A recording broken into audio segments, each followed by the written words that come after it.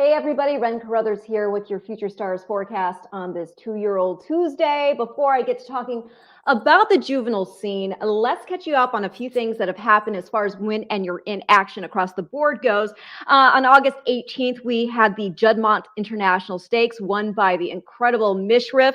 That is a win and you're in for the Longines Classic. We also had the Darley Yorkshire Oaks Snowfall. Boy, did she wow. That's a win and you're in for the Maker's Mark Filly and Mare Turf. We had the Coolmore Nunthorpe Stakes with Winter Power winning. That was on August 20th, a win and you're in for the Turf Sprint.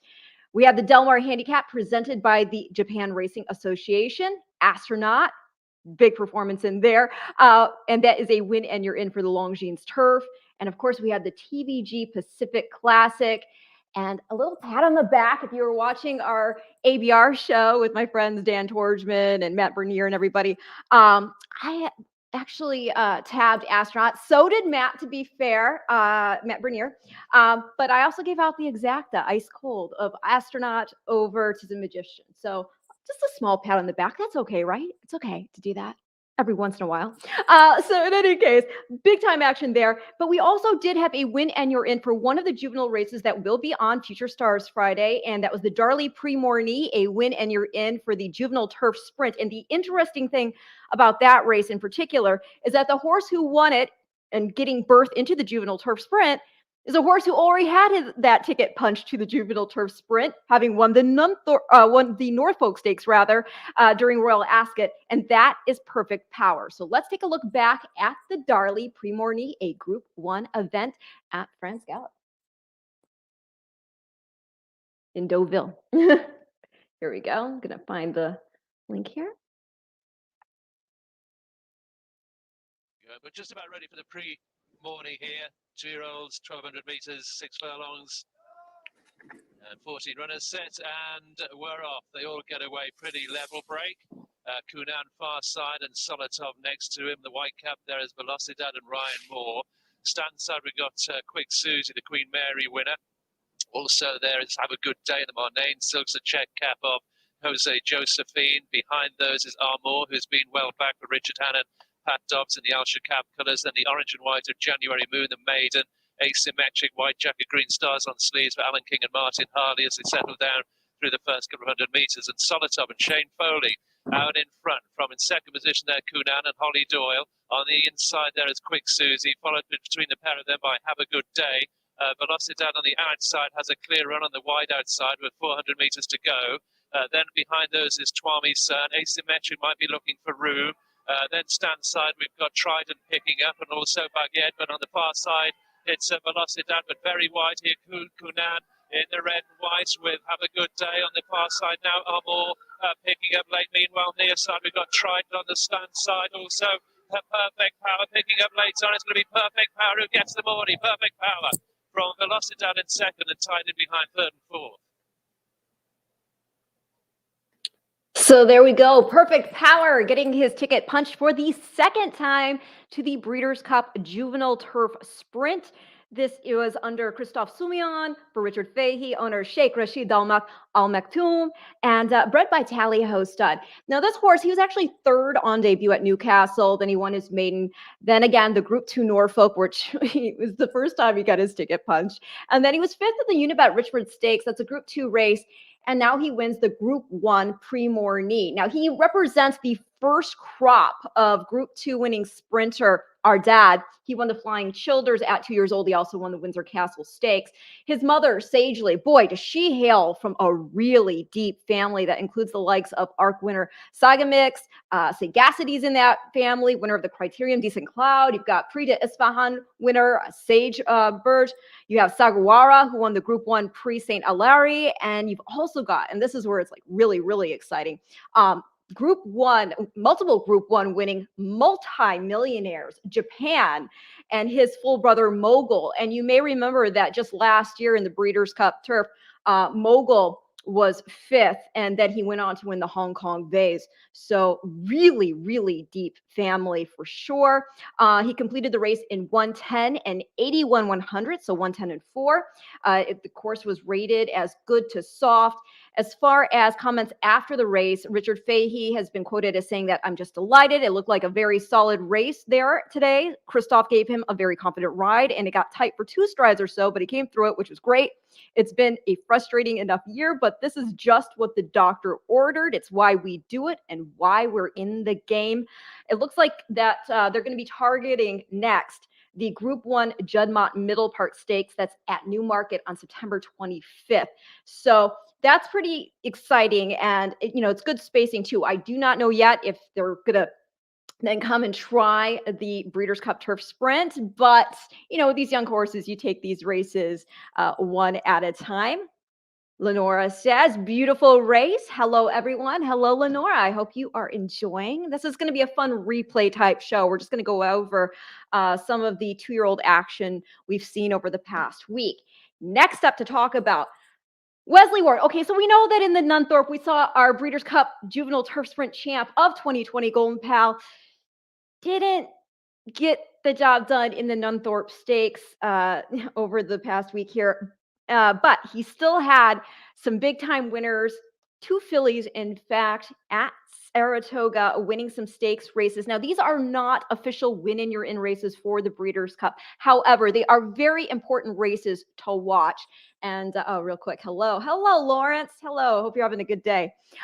So let's first talk about Chi-Town Lady. She's daughter of Verrazano, out of Tony's Holiday by Harlan's Holiday. Owned by Castleton Lions, bred by them as well, in combination with Kilboy Estate and Gavin Tierney. Wesley Ward, again, trainer, John Velazquez up, and then she just won the Bolton Landing Stakes. And he's won the Bolton Landing before Wesley. I mean, his recent winners include Kamari in 2019. Stillwater Cove had won it just the year prior in 2018. And he also won it with Conti Pereiro in 2016.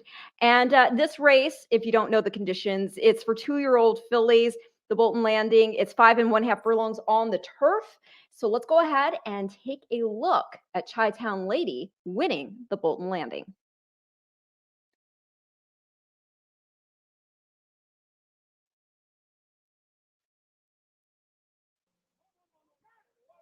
All set.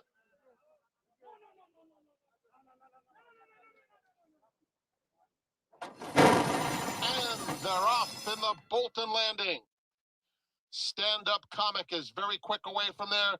Here's Charlie O coming through on the inside, but it's Poppy Flower who's quicker than them all. And Poppy Flower takes the lead. Fulminate now ranges up in second, followed by Charlie O in third. Flip My Id is fourth as they move into the far turn. On the extreme outside, it's Chi-Town Lady. Stand-up comic is in between horses. The opening quarter went in 22 2/5 seconds. Dairy Nane, Orange Cap, has about 10 or 12 lengths to make up.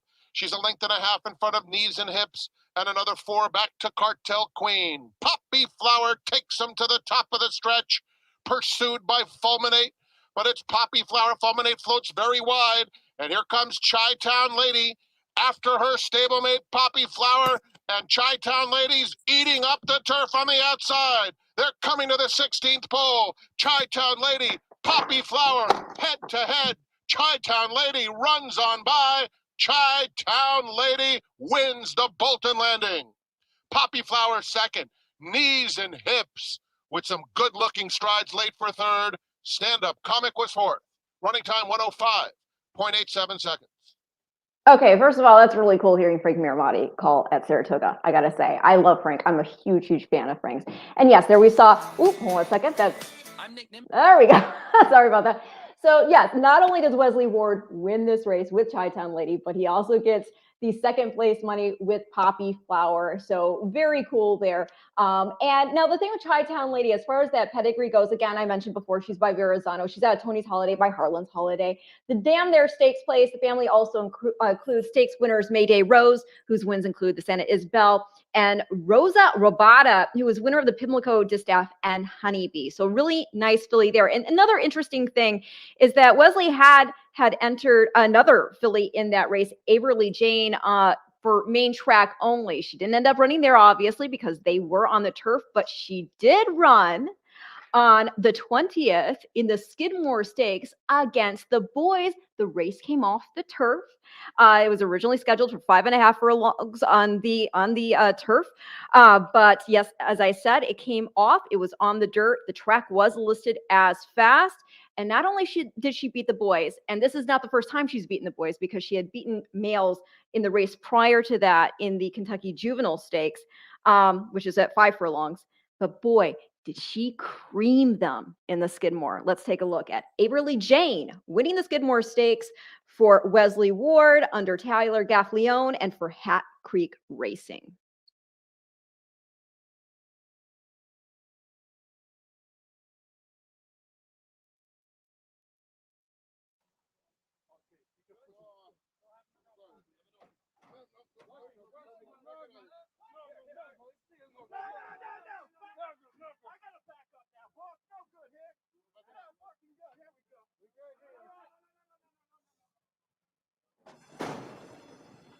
And they're off.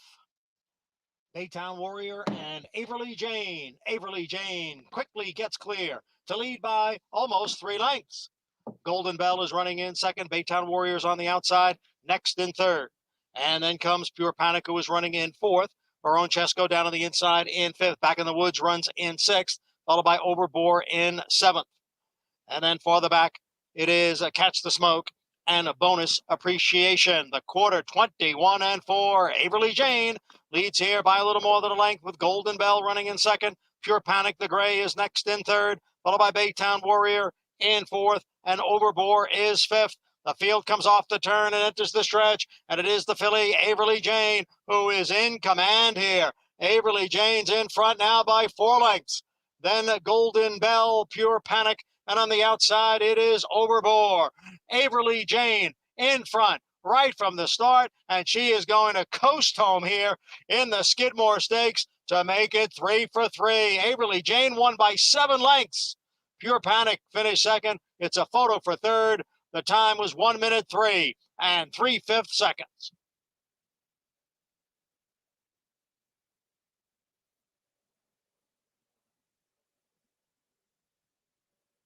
Well, there you go. And oh, sorry, that is great. An advertisement running for toe fungus right after the race replay. Sorry about that. In any case, so there you have Averly Jane. And yes, she crushed the margin, the official margin, 7.25 lengths again over the boys. The second time she's now beat them.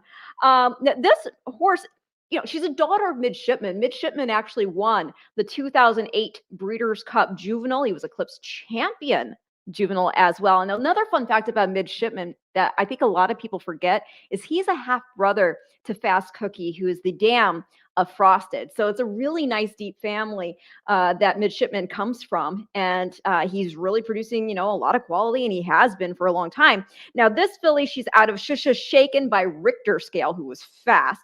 And she was a $35,000 yearling at Phasic October. She's now 3 for 3. She's earned nearly $200,000. She got an 86 buyer figure scoring in the Skidmore.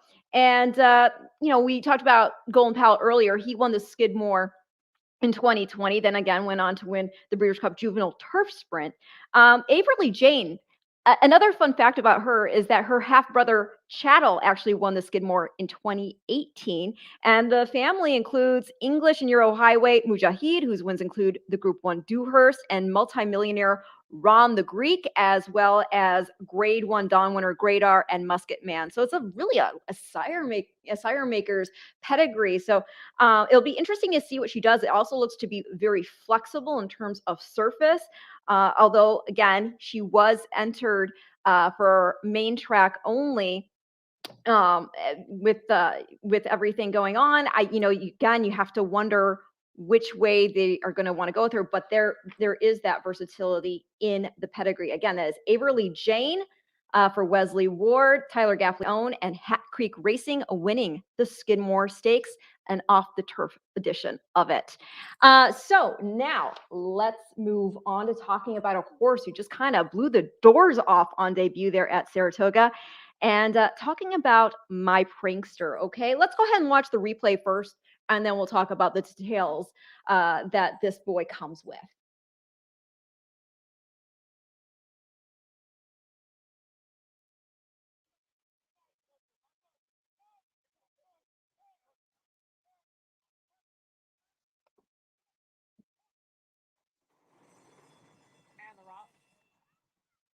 outside from Another Mother and Cogburn.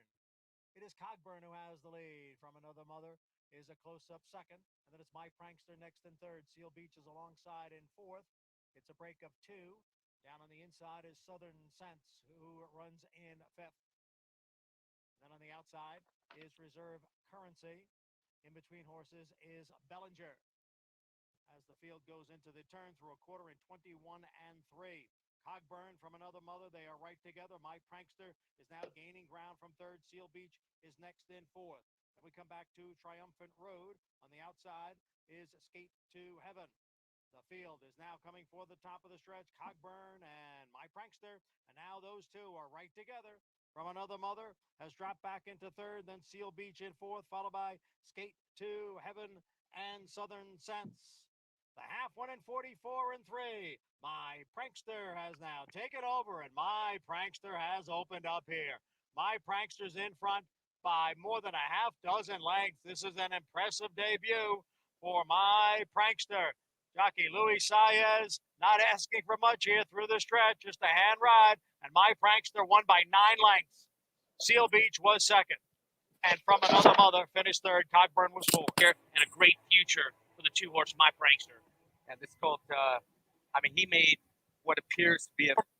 Okay, there you go. My Prankster, and the actual official margin of victory, 10 lengths. And this is on debut. He does this at first asking, okay? So very impressive. Again, that was 6.5 furlongs on the dirt there, maiden special weight event at Saratoga. Stops the clock in 1:16 and 27 100ths. And if you're a buyer person like me, that buyer came back at 92. Again, 92 on debut. Very, very impressive. This colt trained by Todd Pletcher, ridden by Louis Saez, owned by Robert and Luana Lowe, was bred by Stone Street Thoroughbred Holdings. So he's a son of Into Mischief and Out of the Mare My Wandy's Girl by Flower Alley. He was actually a $600,000 yearling at the Fasig-Tipton Select sale.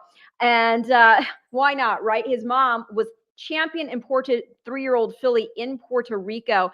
But even more interesting, this is a family that tails, and when I say tails, a tail female just means mom, to her mom, to her mom, to her mom, and so on and so forth, right? Okay, so this female family tails to Sanjita, okay? And so that means that the family members that you can find within the tree here include champion 2-year-old and Breeders' Cup Juvenile Fillies winner Flanders, as well as her own champion daughter Surfside.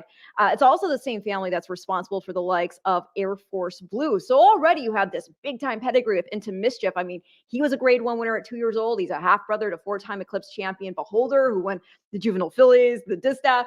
He's Into Mischief's also half brother to Mendelssohn, who won the Breeders' Cup Juvenile Turf. So just a really great black type, grade 1, versatile family there.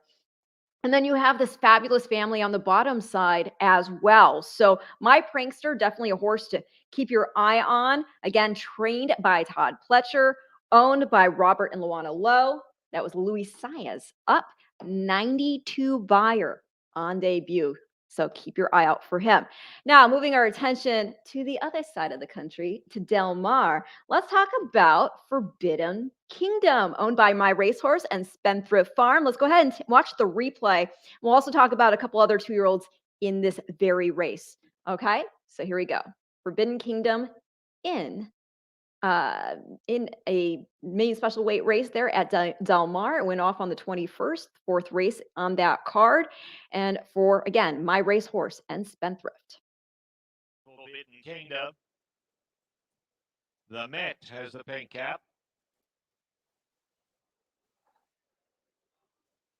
Portsmouth going in.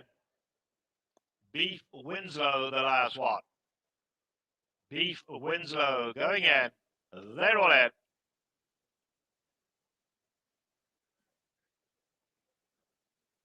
And away they go. Rhetoric broke well from the inside gate, but they're all lining up. Forbidden Kingdom in the white cap goes on with it. Alongside of that comes the Met. Kamui in the blue. Now Kamui gets up second. Portsmouth is back fifth. 3 lengths off the leaders. Then Beef Winslow, and the key is Unity is last. Past the half mile they go. Forbidden Kingdom, the leader. Kamui is right there in second. Rhetoric down at the rail, Portsmouth in the white cap. Then we come back to the Met, who's now 6 off the leaders. Then comes Beef Winslow, and the key is Unity. Coming to the quarter bowl, Forbidden Kingdom goes on, taken on by Cumwee. Forbidden Kingdom, Cumwee the 2. Rhetoric trying to get involved from 3rd. They're at the top of the lane now. Forbidden Kingdom digs deep and finds more. Cumwee's very game on the outside. These two are stride for stride. Rhetoric chases after them 3rd. They coming for home. Forbidden Kingdom, Cumwee, Rhetoric. 3 of them run for the wire together. Forbidden Kingdom gonna hang on. Forbidden Kingdom, the more they asked, the more he gave, and Forbidden Kingdom wins. Close end for 2nd, Cumwee, Rhetoric, and 4th was Portsmouth.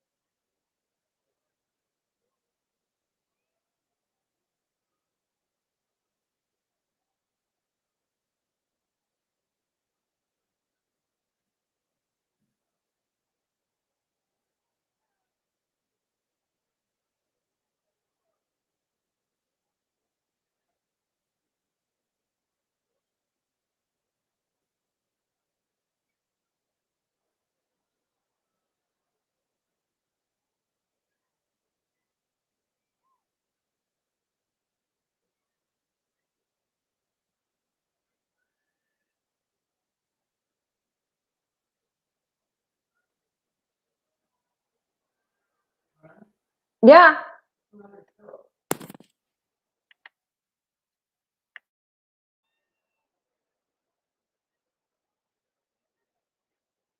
Ladies and gentlemen, please note there is going to be a steward's inquiry into the stretch run. It Okay. involves the top 3 place finishers. So far, only the winner number 2 is in the board.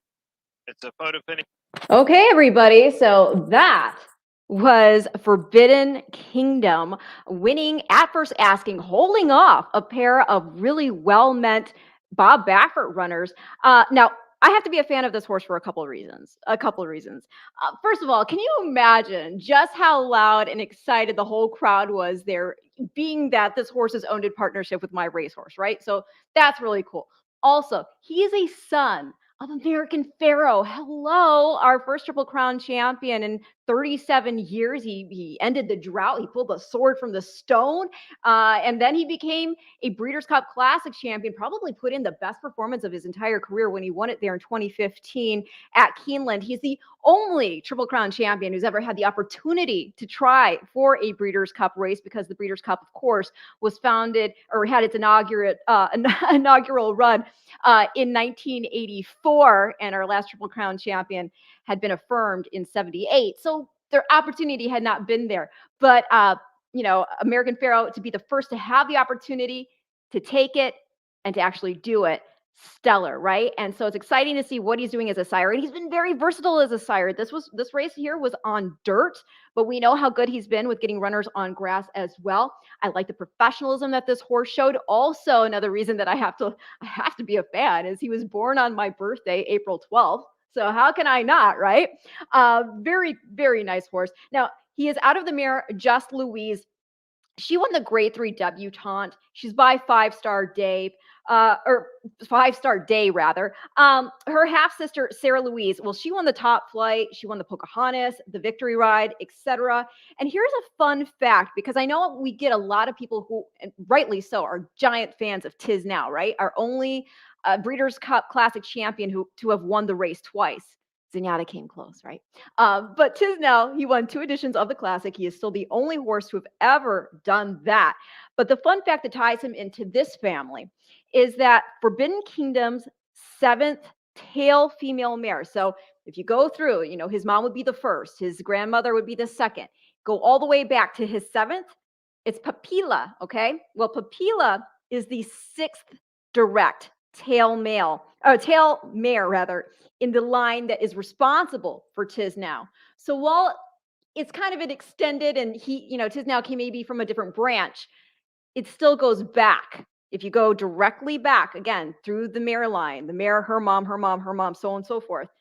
Papila is the 7th in line for Forbidden Kingdom and the 6th in line for Tis Now. So I think that's really cool. You got that same female family with a Breeders' Cup champion like that, and then you're by a Breeders' Cup Classic Triple Crown champion like American Pharoah. Again, that is Forbidden Kingdom from My Racehorse and Spendthrift Farm, trained by Richard Mandela, ridden by Juan JJ Hernandez. He got an 83 buyer for that performance. You did see there in second, although he was disqualified to third, Cam Wee, 82 buyer for that performance. And as far as the pedigree goes, it's actually kind of funny. Not only was Cam Wee and Rhetoric in there for Bob Baffert, both of them sons of Quality Road. Cam Wee himself out of Chiding by Blame, who won the 2010 edition of the Breeders' Cup Classic over Zenyatta. He was also Eclipse champion, older horse. Even though he was moved to third, let's still talk about him next. Again, trained by Bob Baffert, owned by Bauma Corporation, bred by Fred Hirtich and John D. Fielding.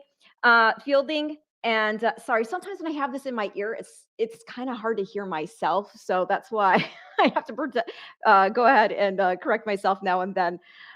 So yes, again, son of Quality Road, out of Chiding by Blame. Oh, I should also mention, ridden by Joel Rosario. This horse was a $400,000 weanling, okay? And then they went ahead and they tried to sell him as a yearling. He RNA'd at $875,000. Quite the pedigree on him. That mom is a half-sister to multiple graded stakes winner, I always had a hard time with this filly's name. Tikalita. Who wants to say that for me out there? I can't hear you, but I know you're saying it right. But Tikalita, and then the granny, Sangrita, well, she won the Grade 2 Chaluki Stakes. She's a half-sister to Grade 1 winner and a sire that we've seen, in pedigrees over the years, Awfully Wild. And the family also includes the likes of Darby Creek Road, Andover Way, and Andover Way's son, Dynaformer. So really nice pedigree on that colt. Rhetoric, again, crossed the line in third, but was elevated to second due to the disqualification. Another son of Quality Road. This one out of a multiple Grade 1 millionaire, hard not to like, who's by Hard Spun. She won the Diana Stakes. She set a new track record doing it. She won the Gamely, the Jenny Wiley, etc. She also won the Cup and Saucer Stakes. And this horse, obviously with that pedigree, you would think that there's going to be some versatility. They could leave him on dirt. They could try him on turf. The sky's the limit here. Now, as far as the ownership group for Rhetoric, you guys, this might be the longest ownership group I've ever seen on a horse, but I'm going to try to get through it here, okay? So the ownership group of Rhetoric is SF Racing, Starlight Racing, Madacat Stables, Robert Masterson, Stone Street Stables, Jay Schoenfarber, Waves Edge Capital, Catherine Donovan, Golconda Stable, and Sienna Farm. Yeah, that's a big ownership group. That might be as many members as My Racehorse. Just joking. But in any case, that's Rhetoric. Again, another son of Quality Road out of Hard Not to Like, finishing third on in that race there at Del Mar. So it looks like a really good race, one that we're going to want to obviously keep our eye on these horses who are going to go out and try to break their maiden again. And then we'll also obviously keep our eye on what Forbidden Kingdom does next himself. Again, got to do that at first asking is always very impressive when you can see a horse, just go out there and perform. And, Cam Wee, who again crossed the wire second, but was disqualified to third, and Rhetoric, they were all making their first starts. So we'll again keep our eye out on them. Now, as far as another 2-year-old I want to mention, that is HP Moon. Now, this horse, okay, I'm not going to get into all the details about everything, but he was originally slated to debut at Saratoga. I was so excited about him, in fact, that I even wrote an article for America's Best Racing about this horse and why I thought he was a pedigree play. And so he's entered. He is in the paddock. He's getting salad. I'm watching the footage. He looks glorious. People are even sending me footage of him that they're taking themselves from Saratoga just to show how impressive he looks in person. He's on track. He's warming up. We're about 2 minutes from the start of the race. I looked away for a minute to go do something. I look back and suddenly I see the tack is coming off and he is scratched. And I'm thinking to myself, what just happened? And come to find out later, he was a scratch there before going into the gate because there was a problem with horseman's ID, identifying the horse to make sure specifically it was him. And so he was scratched, but it was him. So there was a big misunderstanding somewhere along the way. And so he didn't get to run that day. And we would have gotten really nice odds on him, I believe, had he gotten in the gate. But he showed back up on the 21st. And unfortunately for us, well, he did prove me right in terms of the talent I thought he would have. Boy, I mean, you made on your $2 wager, you got 80 cents on top of it. Sorry. But let's go ahead. Let's take a look at HP Moon winning at first asking at Pimlico.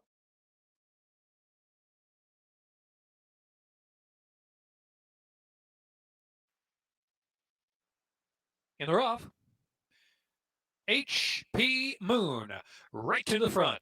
HP Moon Radical right on the chase and Materialize just right off them in third position, and Natigar in mid-pack. Back to Money Room and trailing the field is Bold Leader racing up off the inside, and now about 14 off the lead of HP Moon, who takes up for the far turn. A half-length lead as Radical Right tries to pressure. Length and a half more, Materialize. Then Natigar is in fourth, another 7 back, and Money Room trying to keep up, and Bold Leader in the back. Opening quarter sharp, 23.10. For HP Moon, who suddenly puts 2 on Radical Right. Then Materialize, now 7 to make up, and under a battle of dropping back a bit. Natigar is in fourth. Then back of the pack is Bold Leader and Money Room.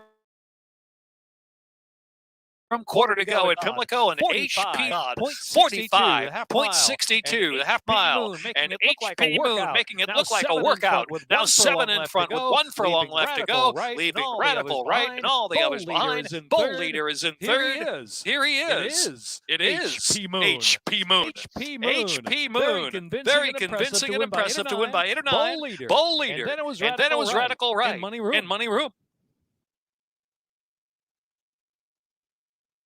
A minute 10.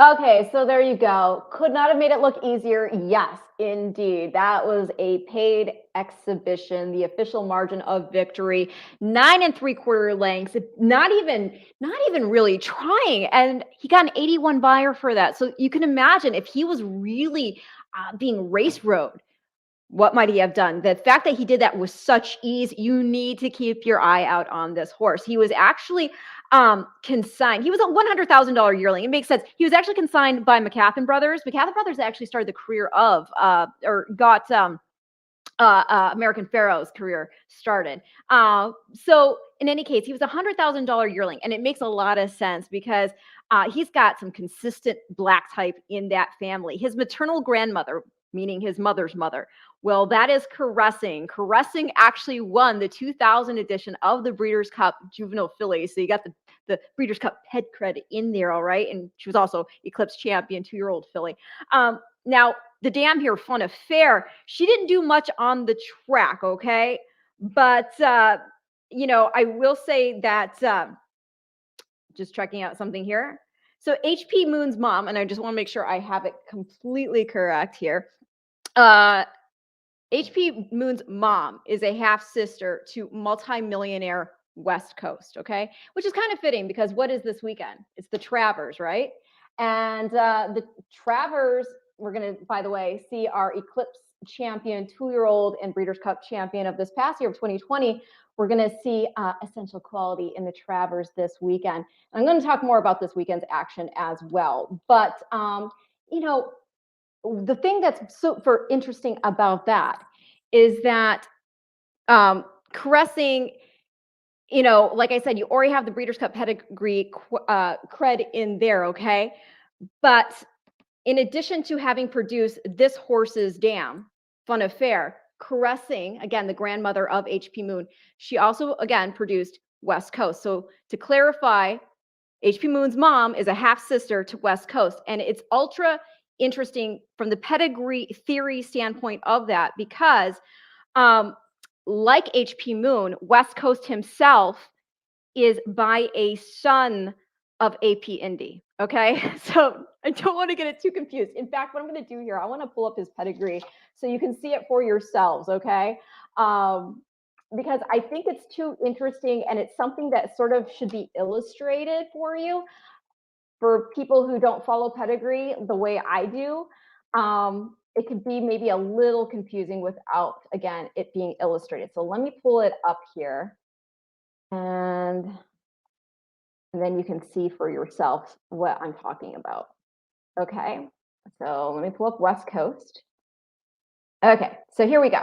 I'm going to actually go ahead and share my screen. And so you can see what I am talking about. So first of all, here's HP Moon's pedigree. And okay, everybody can see that? I hope. Give me a thumbs up. I think I can see it on my side. So I just want to make sure you guys can see it too. Anybody? Okay, I'm just going to assume that you see it. So if you're looking, you'll see HP Moon's pedigree. This is his 5-generation pedigree, okay? You see that he is a son of Malibu Moon. Malibu Moon is by AP Indy. Malibu Moon is out of Macumba, who is a daughter of Mr. Prospector. So I want you to take a look at that first and foremost. Now, on the bottom side, you see that HP Moon is out of Fun Affair, who, as I told you, she didn't do much on the track, okay? But she is out of Caressing, who again won the 2000 edition of the Breeders' Cup Juvenile Fillies and was your Eclipse champion 2-year-old filly. Okay, so that's pretty cool, you know, from that standpoint alone. So that's HP Moon. Now let's take a look at West Coast. Okay, and let's see here. Share my audio again. Make sure you can see it. Now here's West Coast. Okay. So West Coast, he is himself out of Caressing. So again, that makes West Coast a half brother to Fun Affair, who's the mom of HP Moon. So I mean, in human terms, you could say he's like HP Moon's uncle. Okay, but unlike Fun Affair, West Coast is by Flatter. And why this is important is this is what we're talking about with pedigree theory. Okay, what they did was West Coast obviously being bred to a son of AP Indy, it worked out well. Or Caressing being bred to a son of AP Indy, it worked out well, right? In producing West Coast here. And by the way, take a look. Flatter, not only is he by AP Indy, but he's out of Praise, who's by Mr. Prospector. So if we go back to HP Moon, who I guess I have to stop and start the screen every time I want to show you a different thing. If we go back to HP Moon again, let's see here. I should just get a dry erase board and then I can just write it all down for y'all. So again, as I just mentioned to you, HP Moon out of Fun Affair, who's out of Caressing, and he's by Malibu Moon by AP Indy, out of Macumba by Mr. Prospector. So the short of it is that West Coast, who's just, so accomplished, and again, one of those wins being the Travers Stakes, out of Caressing, and by Flatter, who's by AP Indy, and then out of a Mr. and then Flatter's mom is out of a Mr. Prospector mare. Same thing now. You've got the same pattern with HP Moon being out of Fun Affair, who's out of Caressing, but he by Malibu Moon by AP Indy, out of Macumba by Mr. Prospector. So not only are they both by AP Indy sons, but those sons are out of Mr. Prospector daughters. It's just really interesting. And I know it can sound kind of complicated, but this is what you kind of do in breeding. This is how you're trying to pair your matings. This is what you're looking for. You're looking for what we call affinity, lines that like each other, lines that produce quality. And they obviously have that here. This is obviously a horse that you need to keep your eye on. Again, I'm talking about HP Moon, trained by Lacey Gaudet. He was ridden by Javier Toledo. And, again, it must have been a heartbreaker to have to be forced to scratch. But boy, did he make some noise in that debut. Again, winning by 9 3/4 lengths there at Pimlico. getting an 81 buyer figure, but again, without even really being asked. It looked like a paid workout to me. So now I just want to wrap things up and real quick. Love the pedigree query app. Yes, it's awesome. You can check things out. Once in a while, you might find a little mistake here and there, but it's very rare for that to ever happen. Part of it, I think, is because people are allowed to make their own entries sometimes.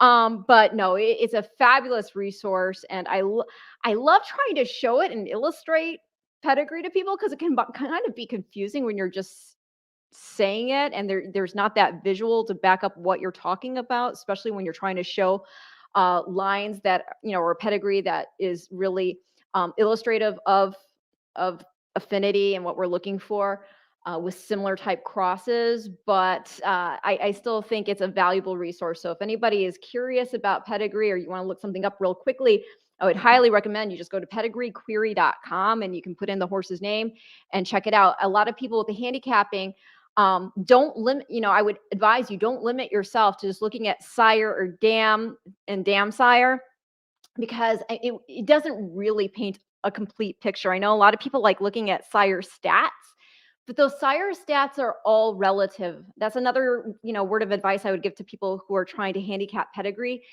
Don't get caught up too much in, a horse is this percentage at this distance or has this percentage on this surface, etc. Because it's all relative to, okay, well, who was the mom and what was the mom bringing to the table, right? And the other side of that, I would say, don't get caught up if a mare hasn't been a really good producer with just a couple foals, because you never know. There can be so many different reasons why her foals haven't knocked it out of the park yet, or what may look like on the surface of it, she's a bad producer. You just don't know that concretely. And remember, a mare, she might have maybe she'll have like 10 foals throughout her entire career, whereas a sire, I mean, he's getting hundreds of ladies per book. So like I said, just don't get caught up in it. Every pedigree, think of it as a picture, think of it as a painting, a tapestry, and you have to look to see how these lines correlate to each other and what lines might be overlapped, what horses you may see repeated within a pedigree when you have a sire bred to a specific mare, because you may see other traits being reinforced when you look at it through 5 generations, which again, I highly, highly, highly, highly recommend. Could not recommend it more. Okay, now we've wrapped up the review portion of this all. I'm going to actually be wrapping up altogether now. As I already mentioned to you, Travers is this weekend. We're going to see Essential Quality. You try to win the Summer Derby there. And, it's very exciting because he is what we look to be promoting when we talk about Future Stars Friday. We look and hope it's going to be a showcase of the horses who are going to be writing headlines in their 3-year-old season and beyond.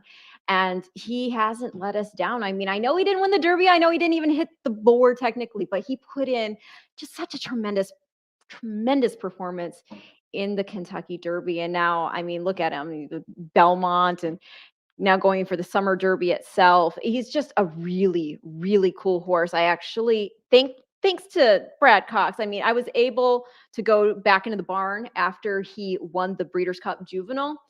And on top of just being so tremendously talented, and I know I'm using that word a lot, sorry, he's got a fabulous temperament. He's so sweet. And I really enjoyed being around him. And, like I said, he's just one of those examples of what we're looking for with Future Stars Friday. Horses that are going to be legitimately called stars later in their career. And he's well on his way to that. But Travers, not a win in urine race. However, we have many on the card there at Saratoga. We've got the Personal Ensign presented by Leah Infinity. That is a win and you're in for the Longines Distaff. We've got the Kettle One Ballerina for the Filly and Mare Sprint. The Resorts World Casino Sword Dancer is a win and you're in for the Longines Turf. And the Pat O'Brien Stakes at Del Mar, that's going to be a win and you're in for the Big Ass Fans Dirt Mile. So lots of action coming up this weekend as far as it relates not only to just stellar racing as it is, but specifically as it relates to the Breeders' Cup. So everybody, I know I gave you a lot of information. Hopefully it can be disseminated well enough. And I hope you enjoyed this episode of the Future Stars Forecast on this 2-year-old Tuesday. I'm Ren Carothers. I'm not going to be on next week, but I'll catch you the week after. Until then, I hope you have a fabulous day.